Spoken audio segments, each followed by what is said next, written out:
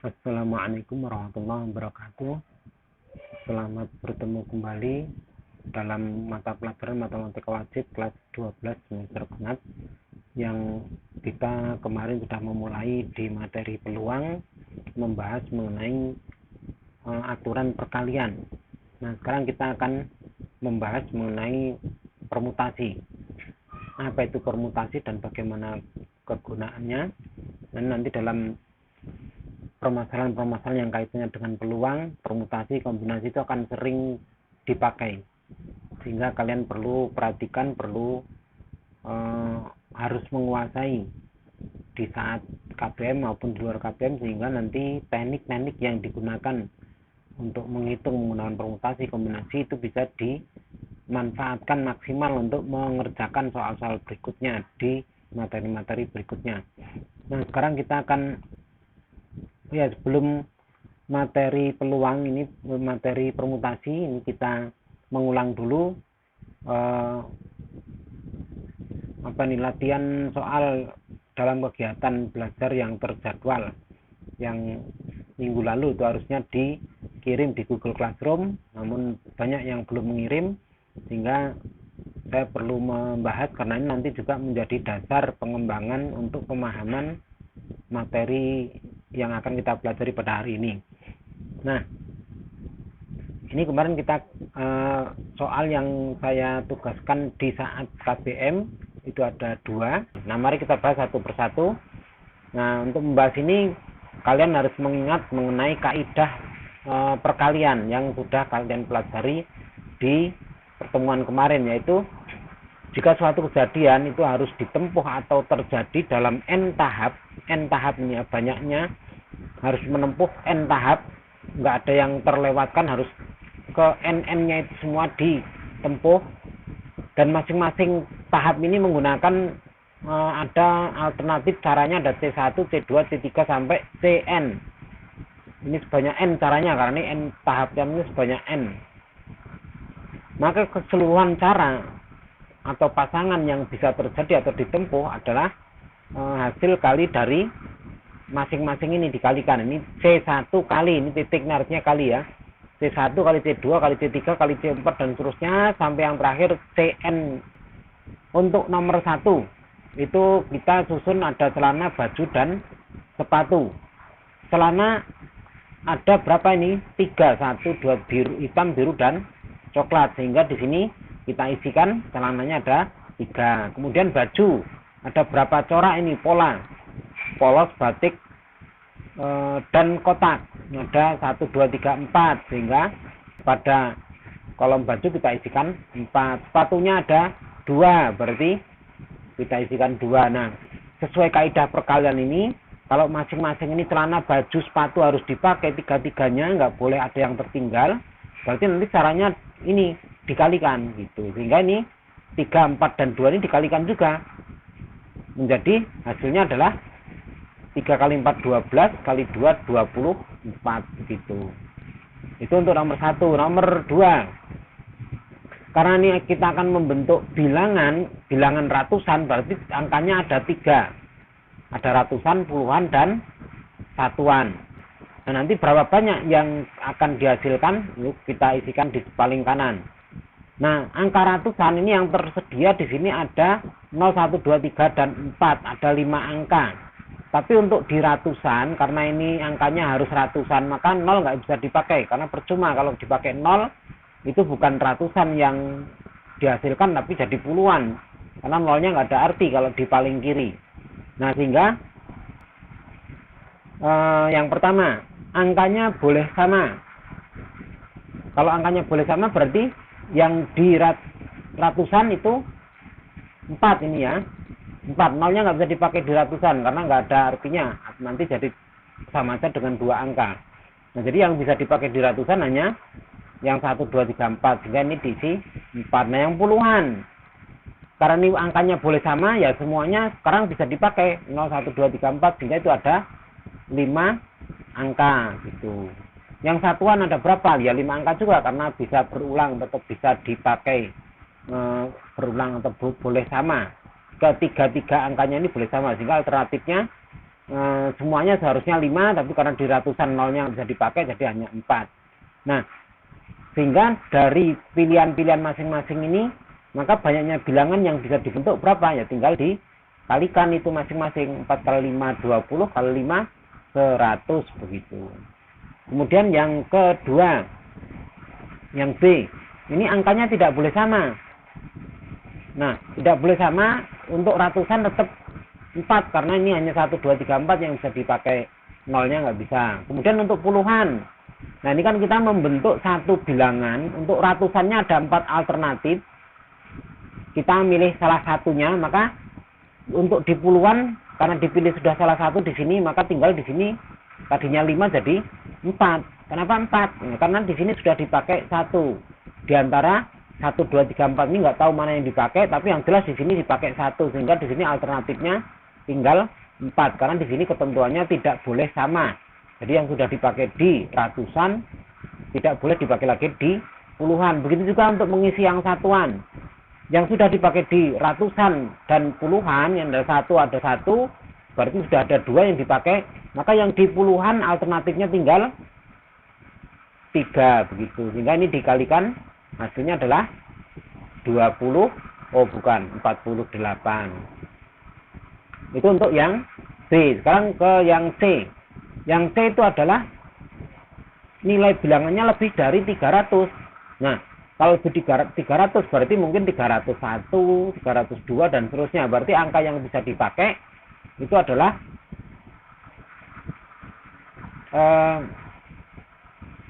untuk ratusan ini 0, 1 dan 2 tidak bisa dipakai karena akan menjadi otomatis kurang dari 300 sehingga bisa dipakai. Jadi angka yang bisa dipakai hanya 3 dan 4, sehingga di ratusan itu kita isikan 2. Nah, kemudian ini nggak ada ketentuannya angkanya boleh sama atau tidak ya. Ya kita hitung dua-duanya aja. Ini untuk yang pertama yang angkanya sama. Berarti di puluhan, karena kita tadi sudah memilih angka ratusannya 1 dengan ada 2 alternatif, bisa yang 3 atau bisa yang 4, berarti sudah dipakai di sini 1, maka di puluhan masih ada 5. Karena yang pertama kita kerjakan dulu yang angkanya boleh sama. Kemudian yang ketiga yang satuan itu juga masih ada 5 juga. Nah, sehingga ini tinggal dikalikan menjadi 10 kali 5 yaitu 50. Nah, tapi nanti dulu. Di sini kan nilainya lebih dari 300. Kalau di sini angkanya dipakai semua, maka bisa jadi di sini kalau di sini 3, di sini ada 0, di sini ada 0. 300 tidak lebih dari 300 tapi pas sama dengan 300. Nah, itu enggak dimasukkan di sini. Nah, sehingga ini terbawa ini yang 300, sehingga harus dikurangi dengan 1 gitu. Yang 300 tadi dikeluarkan gitu, sehingga yang termasuk lebih dari 300 itu tinggal yang 49 gitu. Itu kalau angkanya boleh sama. Kalau angkanya berbeda, nah kita buat ini yang 1, kemudian yang C2 itu untuk angka yang berbeda. Angka ratusannya tetap hanya 3 dan 4, kemudian berarti hanya 2 angka, kemudian alternatifnya 2 angka, sudah kita pilih 1 di antara 2 ini, maka di sini tinggal 4 angka gitu. Bukan 5 lagi, karena yang ratusan sudah dipakai, atau apakah itu 3 atau 4, yang jelas sudah 1 dipakai di antara 2 itu, sehingga di sini tinggal 4. Nah, sekarang sudah kita dapatkan 1 angka ratusan, 1 angka puluhan, pilihannya ada 4. Nah, untuk angka satuan pilihannya ada berapa? Tapi yang sudah dipakai di ratusan dan puluhan nggak boleh dipakai lagi, berarti tinggal 3 gitu.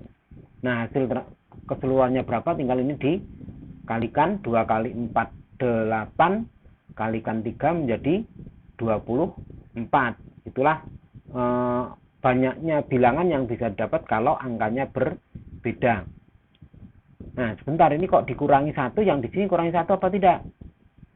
Nah, di sini untuk yang C2 ini kita menghitung yang angkanya berbeda. Berarti kalau misalnya di sini nolnya sudah dipakai, di sini nggak akan nol. Mungkin 1, 2, 3 atau 4. Sehingga tidak akan di sini ada nolnya double.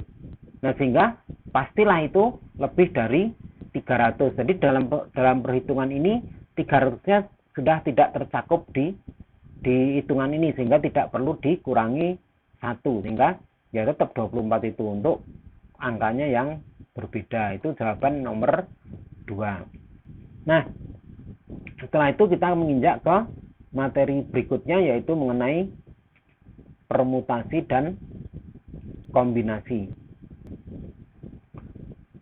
Sebelum masuk ke permutasi dan kombinasi, karena ini nanti ada notasi atau tanda yang akan kita pakai yang punya pengertian khusus dan ini relatif baru, sehingga ini perlu kita pelajari dulu supaya nanti dalam membahas permutasi dan kombinasi bisa lebih lancar. Apa itu notasi atau tanda faktorial? Nah, pengertiannya atau definisinya adalah kalau n suatu bilangan asli berarti 1, 2, 3, 4 dan seterusnya, maka n faktorial itu diartikan sebagai 1 kali 2 kali 3 dan seterusnya sampai n. Jadi kalau ini n, maka n faktorial perkaliannya ini sampai n. Kalau ini 5 faktorial ya 1, 2, 3, 4, 5. Kalau ini 10 faktorial ya 1 kali 2 kali 2 kali 3 dan seterusnya sampai kali 10 dan seterusnya. Nah, dalam perhitungan ini nanti akan muncul 0 faktorial. Nah, ini perlu kita definisikan karena di sini belum termasuk, sehingga definisi yang kedua 0 faktorial itu didefinisikan 1. Nah, nggak tahu kenapa. Pokoknya dalam hitungannya nanti kalau muncul ketemu 0 faktorial itu adalah nilainya 1. Contoh penggunaan tanda faktorial. Kalau 1 faktorial berarti ya 1 sendiri, ya cuma 1. Ya hasilnya ya 1 itu. Kalau 2 faktorial ya berarti 1 kali 2 begitu. 1 kali 2 berapa? Yaitu 2. Ini 2 ya, bisa kalian hitung sendiri, ini kelupaan nggak ditulis. 3 faktorial berarti 1 kali 2 kali 3, hasilnya 6. Kalau 4 faktorial ya 1 kali 2 kali 3 kali 4. Yang 1, 2, 3 tadi 6, berarti kali 4 jadi 24 gitu. Kalau 5 faktorial berarti ya 1 kali 2 kali 3 kali 4 kali 5. Yang 4 faktorial tadi 24 kalikan 5. 5 kali 24 itu adalah 120. Kemudian kalau 6 faktorial ya 1 sampai 6 nih yang dikalikan. Tinggal 1 sampai 5 tadi 120, kalau kali 6 12 kali 6 itu 72, berarti ini hasilnya 720 gitu. 50 faktorial berarti yang dikalikan 1 kali 2 kali 3 dan seterusnya sampai 50. Berapa? Ya nggak usah kita hitung nanti daripada pusing gitu. Tapi yang jelas nanti akan muncul perhitungan yang seperti ini. 50 faktorial dibagi 49 faktorial. Gimana ngitungnya? Nah, kita tahu 50 faktorial tadi pengertiannya ini 1 kali 2 kali 3 kali 4 kali dan seterusnya sampai 50. Sebelum 50 ada 49. Sebelum 49 ada 48.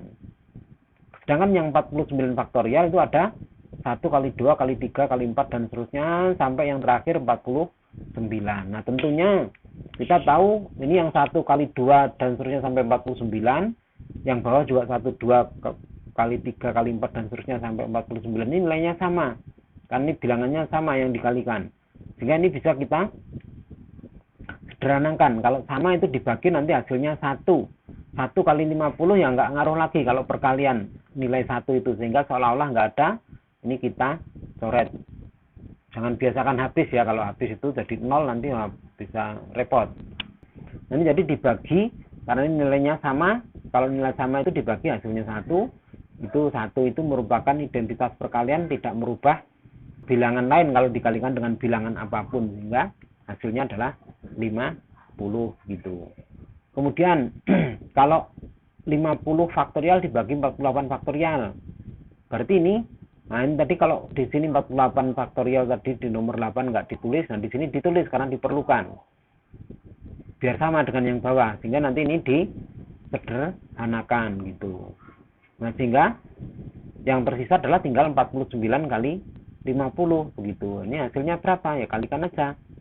Sehingga itu hasilnya adalah 22.450 gitu. Kemudian kalau n faktorial, ya n faktorial kalau dipanjangkan jadi ya 1 kali 2 kali 3 kali 4 dan seterusnya sampai n. Nah, n-nya nggak diberitahu ini. Yang berikutnya kalau n-1 faktorial.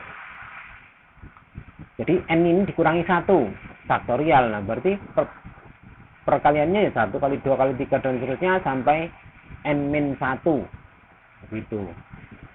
Jadi nggak nyampe n gitu ya.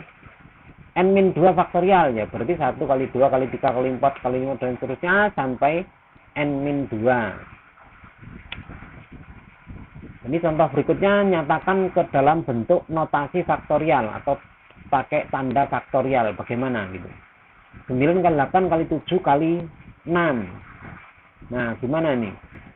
Ini kalau diteruskan sampai 1, ya sama aja dengan 9 faktorial, berarti hanya urutannya saja dibalik. Nah, kalau seperti ini, maka bisa kita bentuk bagaimana? Nah, ini kalau sampai 1 tadi kan 9 faktorial. Sedangkan ini yang 1 sampai 5 nggak termasuk, maka kita bagi saja dengan 5 faktorial seperti ini tadi. Nah, ini 49 kali 50. Nah, itu 50 faktorial dibagi 49 kurang 1, 48 faktorial gitu. Ini juga 9 faktorial, ini 9 sampai 1. Kemudian yang 1 sampai 5 adalah 5 faktorial untuk membagi supaya hilang. Nah, sekarang bentuknya seperti ini. Yang atas itu bisa kita perlakukan seperti ini tadi, sehingga nanti menjadi pembagian begini. Kemudian yang bawah ini sudah jadi faktorial, tinggal menuliskan ini seperti ini. Nah, 1, 2, 3 itu sama aja dengan 3 faktorial, sehingga ini menjadi 8 faktorial ini karena terbesarnya 8. Kemudian ini yang 1 sampai 4 nggak ada, ini kita bagi di sini. Nah, sehingga yang atas itu menjadi 8 faktorial dibagi 4 faktorial. Nah, sedangkan yang 1, 2, 3 yang bawah jadi 3 faktorial di sini gitu. Nah, jadi bentuk yang ini kalau nyatakan atau ditulis dalam bentuk faktorial, bentuknya seperti ini, faktorial semua gitu. Ini seperti apa ya? Jadi faktorial semua seperti ini begitu. Nah, sekarang kalau n kali n-1 kali n-2. Nah, ini dibuat faktorial bagaimana? Nah, kita bandingkan dengan yang ini. Karena ini yang di sini n-1, n-2 berarti yang paling besar adalah n. Maka kita buat saja n faktorial di atasnya. Nah, sekarang ini harusnya kan setelah n-2 jadi n-3, n-4 dan seterusnya sampai 1. Nah, jadi ini dibuat faktorial di bawah untuk menghilangkan yang belakangnya ini. Sehingga n faktorial dibagi n-3 faktorial begitu. Kemudian latihan dalam KBM. Nah, ini di upload hasilnya di Google Classroom. Ini di Google Classroom juga nanti Bapak tuliskan juga, sehingga kalian nggak perlu repot-repot buka videonya lagi. Sekarang kita ke permutasi. Permutasi itu adalah banyaknya susunan, banyaknya susunan objek berbeda dengan urutan tertentu tanpa ada yang diulang. Jadi objek-objek itu disusun dengan urutan yang berbeda-beda, kemudian dihitung berapa banyak itu susunan yang bisa terjadi. Nah, itu maksudnya banyak permutasi. Notasi atau simbolnya nanti seperti ini. Huruf P besar, N ini menyatakan objek yang tersedia, sedangkan K-nya ini menyatakan objek yang disusun. Berarti kadang yang disusun itu sama dengan banyaknya yang tersedia, kadang tidak sama. Nah, begitu. Nah, permutasi, sekarang kita bahas permutasi N objek dari N objek. Artinya semua yang tersedia itu disusun. Bagaimana rumusnya? Nah, ini untuk bisa kita menyimpulkan rumus, kita membahas beberapa contoh ini. Tentukan banyaknya kemungkinan susunan pengurus yang terdiri dari ketua, sekretaris, dan bendahara. Jadi tiga jabatan yang mau dipilih, yaitu ketua, sekretaris, dan bendahara. Yang mau dipilih atau disusun ya. Dari 3 calon yang ada, berarti antara yang susun dengan yang tersedia itu sama, sehingga nanti ini n ini n objek permutasi atau banyaknya susunan n objek dari n objek gitu, jadi semuanya disusun. Nah, ketua, sekretaris, bendahara kita. Nah, nanti di paling kanan adalah banyaknya susunan, kemungkinan susunan yang ada seperti apa. Nah, tentunya kita milih ketua dulu, karena ada 3 calon berarti ada 3 pilihan. Nah, kita memilih satu ketua dari ketiga calon yang ada. Nah, kalau satu nanti sudah menduduki ketua, berarti yang ketua itu sudah nggak bisa lagi menempati sekretaris gitu, sehingga calon di sekretaris tinggal 2. Nah, kita pilih salah satu dari 2 ini. Nah, kalau sudah terpilih baru nanti dipilih calon untuk bendahara, karena tinggal 1 berarti ya satu-satunya itu. Nah, berarti keseluruhan cara atau banyaknya kemungkinan susunan pengurus tinggal ini dikalikan, karena susunan yang diminta ini terdiri dari ketua, sekretaris, dan bendahara. Jadi 3-3-nya ini harus ada. Nah, kalau seperti ini maka masing-masing cara ini dikalikan sehingga hasilnya adalah 6 atau tidak lain itu 3 faktorial. 1 kali 2 kali 3 kalau kita baca dari kanan. Nah, itu hubungannya dengan faktorial nanti akan digunakan di rumus permutasi ini. Berikutnya, kalau tentukan banyaknya susunan bendera negara anggota ASEAN di depan kantor ASEAN. Jadi ASEAN itu ada 10 negara, tentunya benderanya berbeda-beda. Nah, kalau disusun dibariskan di depan kantor ASEAN itu tentunya 10-10-nya dikibarkan. Nah, ada berapa banyak kemungkinan susunan bendera bisa dipasang? Nah, kita tentu membuat tempat untuk negara 1, negara 2, negara 3 sampai negara yang ke-10.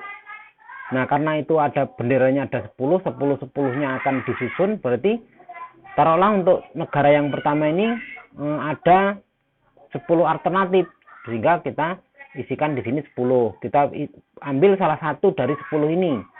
Nah, kalau sudah terpilih maka yang 9-nya kita jadi alternatif untuk posisi yang kedua begitu. Nah, kalau salah satu ini sudah dipilih maka sudah terpilih tadi di tempat pertama sama kedua, sehingga untuk yang tempat yang ketiga ini alternatifnya tinggal ada 8 dan seterusnya. Nanti untuk yang terakhir yang ke-10, tempat yang ke-10 ini tentu hanya ada tinggal 1. Sehingga ini nanti kalau dihitung keseluruhan caranya ya dikalikan seperti ini tadi, sehingga menjadi 1 kali 2 kali 3 kali 4 kali 5 dan seterusnya kali 8 kali 9 kali 10, dan itu tidak lain adalah 10 faktorial gitu. Itu kalau 10. Nah, sekarang kalau banyaknya yang disusun n objek dari yang tersedia ya n objek juga. Nah, ini tadi kalau kita lihat ini 3 yang disusun dari 3 calon itu 3 faktorial. Kalau 10 yang disusun dari 10 calon itu 10 faktorial. Nah, dengan analogi ini maka kalau objeknya sebanyak n, yang tersedia juga sebanyak n, maka banyaknya permutasi atau susunan adalah ditulis seperti ini, PNN, karena ini sama antara yang disusun dengan yang tersedia yaitu n faktorial begitu. Itu untuk n objek dari n objek. Jadi jumlahnya yang disusun dengan yang tersedia sama. Nah, bagaimana kalau yang disusun dengan yang tersedia itu beda? Permutasi ke objek dari n objek. Nah, berarti kalau dari begini berarti yang di belakangnya dari ini adalah yang tersedia. Nah, kita ambil contoh lagi. Kalau di sini dipilih ketua, sekretaris, dan bendahara 3 lagi, tapi calonnya ada 7. Kalau tadi cuma 3, sekarang calonnya ada 7. Maka kita buat tempat untuk ketua, sekretaris, dan bendahara. Nah, untuk keseluruhannya nanti di paling kanan. Untuk ketua, karena ada 7 calon, berarti ada 7 alternatif, sehingga kita isikan 7 gitu. Nah, satu ketua sudah dipilih dari 7 alternatif ini, berarti untuk yang bisa dipilih di sekretaris itu tinggal 6 gitu. Nggak boleh merangkap ini yang sudah jadi ketua. Nah, 1 sudah dipilih jadi ketua, 1 dipilih dari sekretaris, dari 6 yang tersedia, maka calonnya tinggal 5. Itu untuk yang dipilih pada posisi bendahara. Nah, sehingga keseluruhan caranya tinggal ini dikalikan menjadi 5 kali 6 30 kali 7 itu 210 begitu, atau 7 kali 6 kali 5. Nah, kalau ini ditulis dalam bentuk faktorial, nah ini di latihan tadi sudah kita singgung, karena ini yang terbesar 7 berarti menjadi 7 faktorial, kemudian ini yang enggak ada 1 2 3 4 sampai 4, 1 2 3 4, sehingga 7 faktorial dibagi 4 faktorial begitu. Jadi kalau ini yang disusun adalah 3, kalau di sini 7, di sini 4 gitu. Berarti dari 7, 4 ini munculnya dari 7 dikurangi ini 3 calon begitu, sehingga menjadi, nah begini kalau dirumuskan. Kemudian ini contoh yang kedua.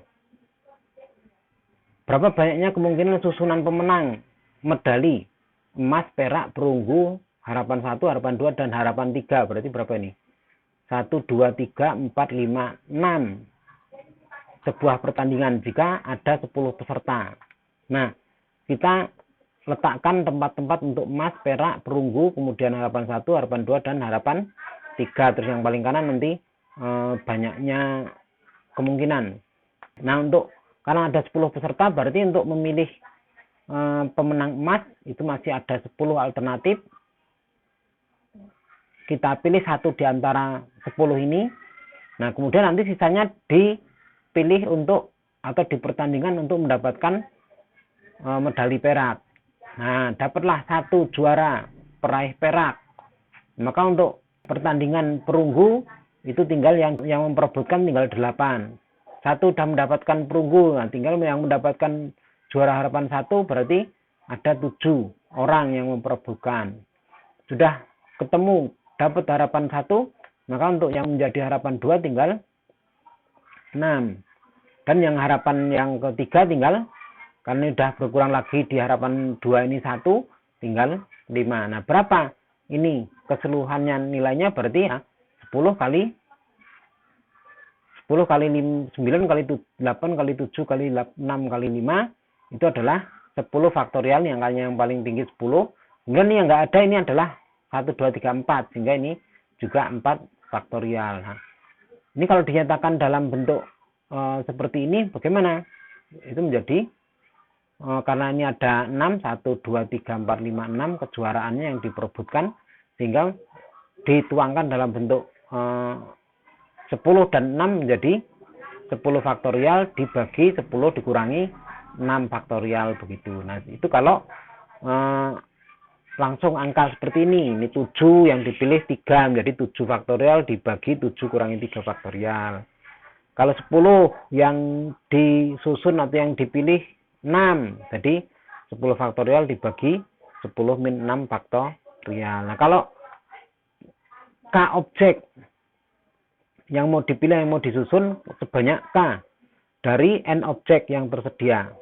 Nah, dengan analogi yang ini tadi, maka kita akan bisa menemukan rumusnya adalah yang lebih banyak itu N, itu kita letakkan di atas, kemudian yang di bawah adalah yang di atas itu dikurangi dengan K, berapa banyak yang disusun sehingga menjadi seperti ini begitu. Itu rumus permutasi kalau yang disusun adalah K objek, tapi yang tersedia adalah N objek gitu. Nah, sebagai rangkuman dari yang pertama tadi berkenaan dengan faktorial, itu adalah jika N bilangan asli, maka N faktorial itu adalah 1 kali 2 kali 3 kali 4 kali 5 kali 6 dan seterusnya sampai N. Kemudian 0 faktorial itu adalah 1, didefinisikan 1.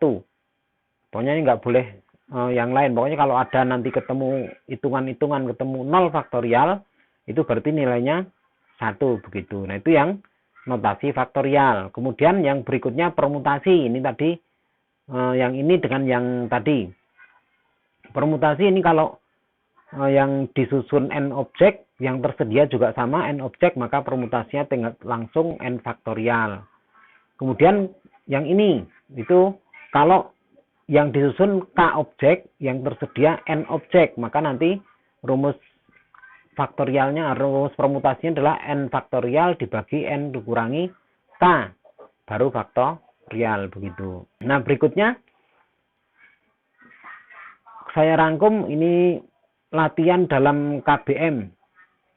Ini khusus yang permutasi dulu. Yang tadi itu nanti juga akan Bapak tuliskan di Google Classroom sehingga kalian menuliskannya, mengerjakannya nggak perlu kembali lagi ke video ini. Nah, ini latihan dalam KBM untuk yang permutasi. Ini yang n objek dari n objek, ini n objek dari k objek.